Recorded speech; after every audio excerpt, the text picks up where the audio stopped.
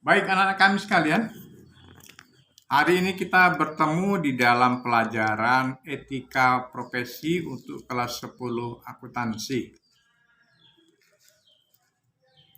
Kita bertemu di 26 April 2021. Anak kami sekalian, pada pembelajaran yang lalu kita telah membahas tentang faktor penghambat komunikasi. Ya, itu pertemuan yang lalu. Yang kita bahas adalah faktor penghambat komunikasi. Nah, untuk kali ini, ya, pertemuan kita membahas tentang kendala dalam komunikasi bisnis secara umum. Ya, sekali lagi, kendala dalam komunikasi bisnis secara umum. Anak kami sekalian,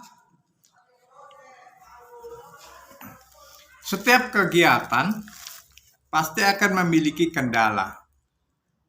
Ya, kendala berarti hambatan-hambatan, itu sudah pasti.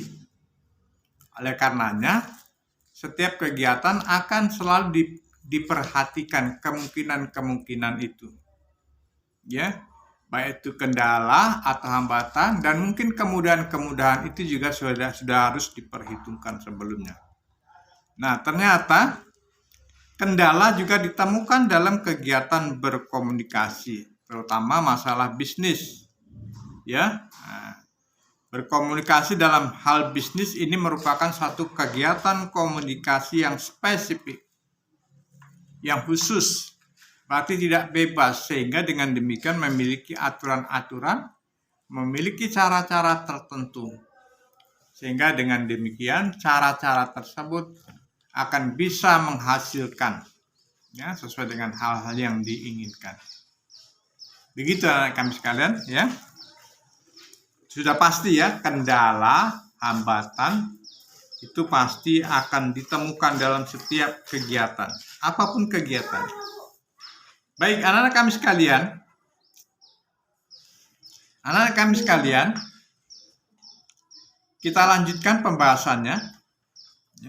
Komunikasi bisnis dapat mengalami kendala atau hambatan. Ya. Selain kendala atau hambatan, mungkin juga akan kita temukan kemudahan-kemudahan. Kendala atau hambatan dalam komunikasi bisnis dapat terjadi karena beberapa hal, di antaranya. 1. Adanya perbedaan bahasa dan persepsi. Ya. Perbedaan pemahaman atau persepsi terhadap suatu bahasa yang berbentuk kalimat atau simbol menyebabkan maksud dan tujuan komunikasi bisnis tidak tersampaikan. Ya, jadi ada dua hal di nomor 1 ini ya. Yang pertama bahasa.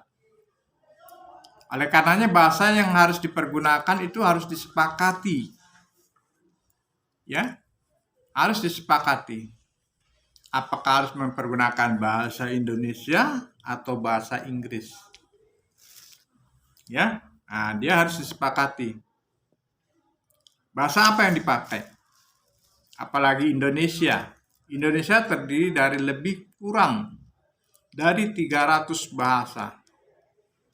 Ya, nah ini lebih spesifik lagi. Ya, sehingga tadi saya katakan harus ada kesepakatan.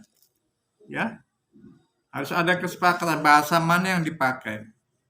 Karena dengan menetapkan bahasa, ini persepsinya ya sangat rentan. Ya, persepsinya sangat rentan terhadap pemahaman apa yang disampaikan. Kemudian, yang nomor 2, adanya pendengaran yang tidak normal. Adanya pendengaran yang tidak normal. Pendengaran yang tidak normal menyebabkan pesan bisnis tidak dapat diterima secara utuh. Ya, ini menyangkut pendengaran. Yang menyangkut pendengaran selain telinga, mungkin juga kita mempergunakan alat atau media yang lainnya. Nah, media biasanya kalau dalam komunikasi yang sering kita gunakan adalah media elektronik. Ya, media elektronik ini sangat rentan terhadap kerusakan. Ya, cuaca yang ada mudah mempengaruhi. Ya, arus listrik yang tersedia juga bisa mempermudah terjadinya kerusakan. Ya, nah jika ini terjadi, ya, maka akan terjadi pula ketidaknormalan ya dalam pendengaran kita. Ya, itu dia anak kami sekalian.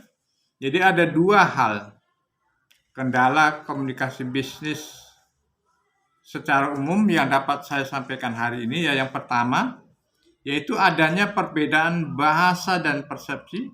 Yang kedua adanya pendengar yang tidak normal. Nah, sampai di situ dulu yang saya sampaikan hari ini. Akan kita lanjutkan, ya. Akan saya lanjutkan di penjelasan di minggu depan.